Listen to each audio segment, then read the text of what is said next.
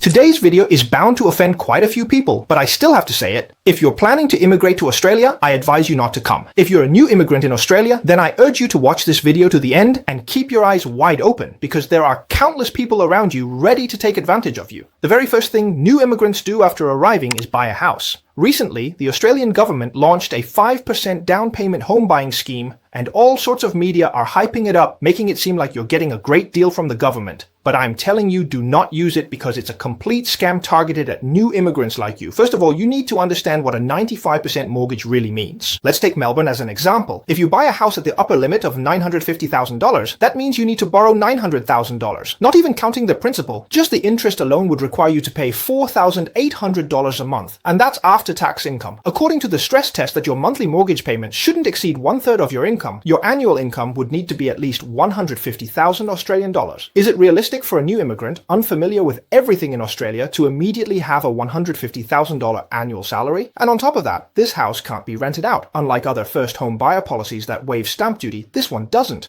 Or at least if you could rent it out after living there for a year and make some money, that would still be a real benefit. So you see how many people are trying to take advantage of you. When you buy, the government makes money off you with stamp duty. The bank earns interest from you, the agent takes a commission, and the previous owner profits from the price difference. You think you're benefiting from the policy, but in reality, everyone is treating you like a sheep to be slaughtered. When you're finally suffocating under a 95% mortgage, your boss bullies you and you don't even dare to quit. That's when you'll realize who the real sucker is. And speaking of stamp duty, it really gets me worked up. On June 3rd this year, the Victorian government introduced a full stamp duty exemption policy. As long as it's a townhouse, apartment, or unit, and as long as it's a new property, the stamp duty is basically waived. So this time, it must be a real benefit, right? Wrong. Let's go over what happened before this. 4 months ago, in February this year, Victoria announced that over the next 10 years, they would build 300,000 townhouses, apartments, and units, aiming to turn Victoria into the capital of townhouses.